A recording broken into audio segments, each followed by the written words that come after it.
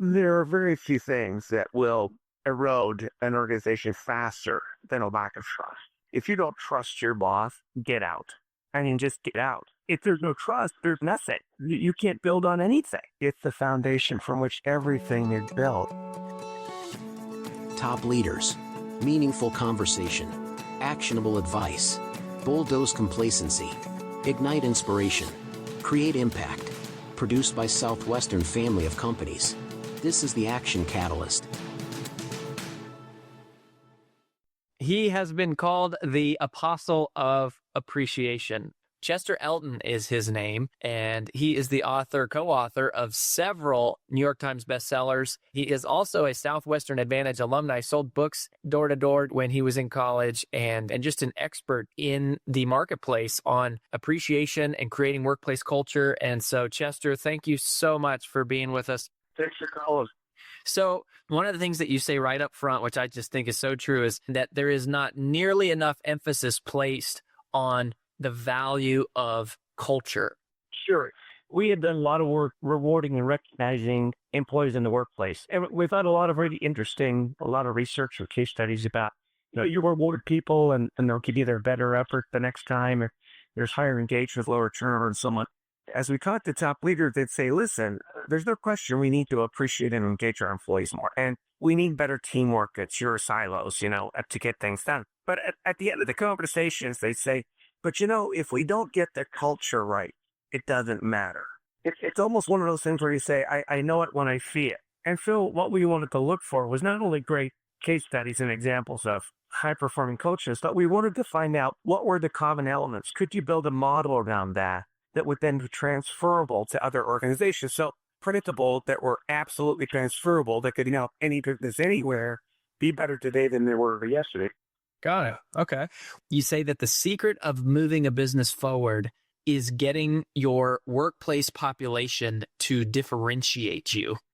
Sure. Well, it's really interesting that your competition can replicate basically everything you do in a very short period of time, right?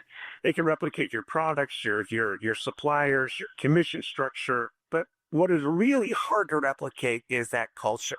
There's something about walking into an Apple store that is a completely different experience. They're just highly engaged, smart, fun people that love their product, that use the product, and are there to help you. Not just to sell you more product, but to help you communicate better, to help you put the photo books together, to help build your small business. I mean, there's a buzz there. I always laughed at the Apple store as the new toy store. So we talked about it's the people that make the difference, and good cultures attract the right people, and just as strongly, they reject the wrong people. In the high-performing cultures, there was an emotional connection to work. It wasn't just what you did and how you did it, but it was why you did it. And the great organizations understood the why and translated that to their people. And we tell the story of the great blonde, this great acrobat that would cross Niagara Falls with this little wheelbarrow. He shows up at Niagara Falls to cross the falls, and he starts working the crowd. And he starts calling to them, who believes I can cross the falls? And, they all shared, we believe, because, they'd seen him do it before. And then he said, who believes I can cross the falls with my wheelbarrow? And again, they all cheered because they'd seen him do it before. But then he asked a cheeky question. Well, if you all believe, then who will get in the wheelbarrow? And at that point, a hush falls over the crowd because there's a difference between saying you believe and actually getting in the wheelbarrow. In high-performance cultures, people really do believe what they do matters and that they make a difference every day. And we add to that. And when they make a difference, it's noticed and celebrated. That's the foundation of really healthy, high-performing culture. Also, we found, by the way, fun and great places to work. So there's all kinds of, ripple effects that go through there to enhance the workplace. So how do you get somebody emotional about making boxes, or how do you get someone emotional about serving customers coming through your drive-through window? How do you get them emotional and passionate about your business? Well, we talk about the noble cause. What is your noble cause? Whether you're making boxes or you're stuffing food at a restaurant, there's a bigger purpose behind what's going on there. And a great example of that is, have you ever eaten at a Texas Roadhouse restaurant? It's a restaurant, right? But right from the top on down, you talk about their mission. They talked about legendary food and legendary service. And that's their motto. And it's very simple. That's another thing. Simplicity really helps drive emotional engagement. I know exactly what we're talking about, right? It's not, their vision isn't, we believe in caring for our customers and their families and the environment from which they come from. You get all these catchphrases and it goes on and on and on. Or what I love about it is, legendary food, legendary service.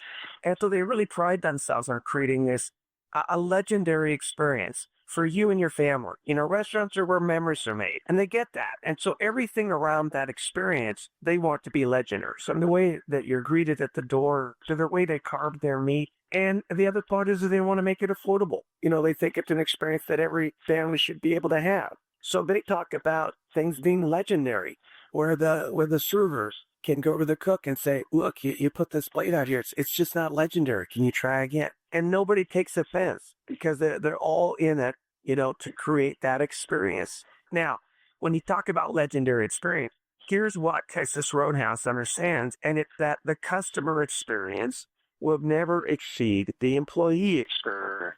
Okay? So if they want their employees to give legendary service, they got to create a legendary employee experience. And they do. They understand that they're not just employees, that they're part of the family. And so when you start looking at that, you say, hey, they're just serving beer and burgers. Well, no, they're not. They're creating memories. They're creating opportunities. They're creating legendary experiences, 360 degrees around the experience. So, yeah, whether you're making boxes or whatever, I think you create that opportunity, the way you treat people, the way you impact your community, and the way you treat your customers, and any kind of work can be fulfilling and engaging. So what does trust have to do with creating this sort of all-in culture? Like, how does that tie in with everything that we're talking about? Sure. Well, to your point about trust, there are two steps in particular that build that. One is that you partner with Circalent. There's a partnership. But the point is I share with you what I can, what's judicious and what's important, so that I can enable you to do your job. And what it does is it cuts down on the rumor mill and the Twitter posts and so on about what's really going on. There are very few things that will erode an organization faster than a lack of trust. If you don't trust your boss, get out. I mean, just get out. The point is if there's no trust, there's nothing. You can't build on anything. It's the foundation from which everything is built. So what about this? What if you're trying to turn around a culture in the midst of crisis? What are some of the keys to turning around culture in the middle of crisis? Well, when you're in situations like that, you cannot over-communicate. Town hall meetings, regular postings, and gotta come from the leadership on down, right? And so you develop that tradition. It's something you do all the time. And you have that regular dialogue with your people. And you answer questions. And if you don't know the answer, you just say, hey, I don't know the answer. Well, I do know the answer, but I just can't share it with you now. It would be irresponsible. So I think that regular communication and setting up vehicles to do that. These principles, they are great principles for building great organizations.